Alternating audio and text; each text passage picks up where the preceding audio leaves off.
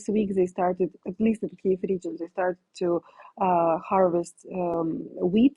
Earlier last week, the rapeseed was already harvested. So all this grain is stored somewhere in the different, silos across Ukraine.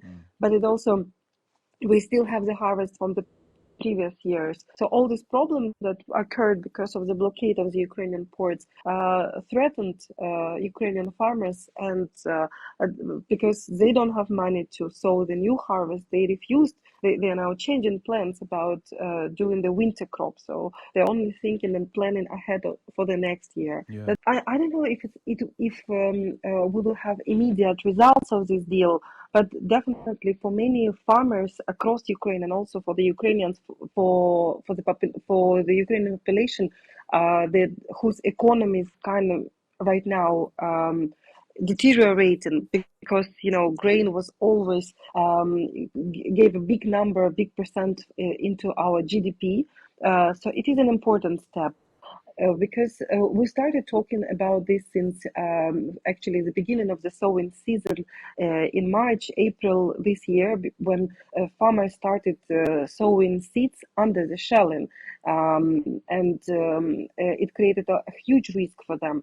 But throughout these several months, farmers and the Ministry of Agriculture were looking for different ways to export this grain to Europe and to the Asian countries.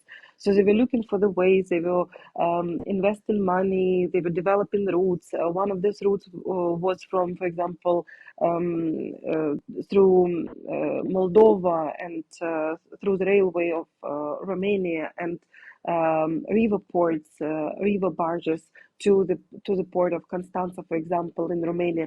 It was extremely time consuming.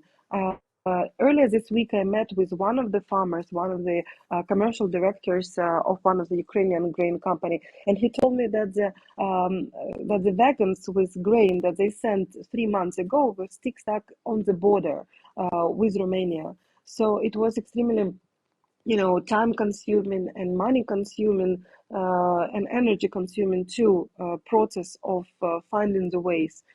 Because Ukraine has a lot of grain in storage, according to some numbers, 18 to 20 million ton of grain, and the new harvest is already in the process. Like this week, they started, at least in Kiev region, they started to harvest wheat.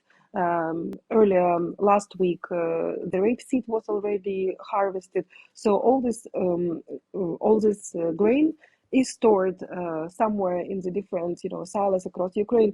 But it also, we still have the harvest from the previous years. So all these problems that occurred because of the blockade of the Ukrainian ports threatened Ukrainian farmers, and because they don't have money to sow the new harvest, they refused. They are now changing plans about doing the winter crop. So they're only thinking and planning ahead for the next year. Yeah. That's a huge problem. So of course, if all the parties will stick to this to this agreement. I'm talking about the access to the following the ships and monitoring, joint monitoring of different of the commission from Istanbul, from the UN, from Ukraine, from Russia. If it will actually happen, then quite soon it will be very helpful for many countries in the world, and also for the Ukrainian economy. I think what's also interesting, Kateryna, about this situation is that this is the first successful mediation between Ukraine and Russia since the start of the war. And although this wasn't a deal signed directly between the two, and as you say, there was involvement from Turkey and the UN, is there any reason or encouragement really to be taken kind of from the fact that actually there was common ground found between the two sides?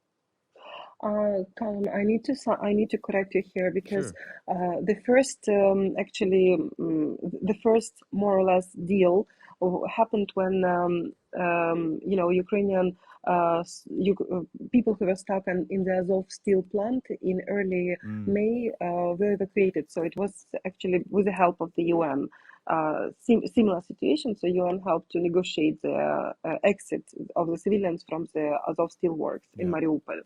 And again, Podolyak, Mikhailo Podolyak, the advisor of the Office of the President, he yesterday emphasized that there was no deal signed directly with Russia. So it was there are two agreements, one between Ukraine, Turkey, and the UN, and a similar one, Russia, Turkey, and the UN. So I think that the Ukrainian line about the Ukrainian official line about the further development is pretty clear. And Podolyak, again, the one who was participating in the negotiations with Russia that were in late March. So he also emphasized his trust in June because I met him. So he mentioned that our bottom line is pretty clear. We need to liberate all our territories, and not only those that were occupied on the 24th of February, but before that, meaning the whole Donbass and Crimea. I understand. Kateryna, Uh, sorry, I was just going to yeah. say just quickly, and elsewhere, we should just reflect on where you have been. So you're in Kyiv at the moment, but I know you've been in Kharkiv in the last couple of days, and attacks do continue. The bombing continues across various parts of Ukraine.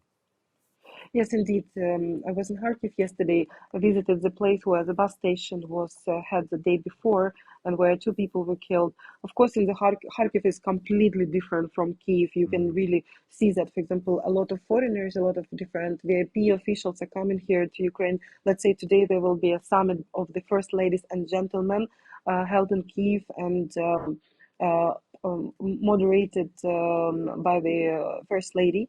Kharkiv is different. A lot of shops are still closed. You can hear shelling on the outskirts, at least yesterday. People are saying that you can also hear it in the city centers. Yesterday it was cloudy, so perhaps it affected a little bit the waging of war.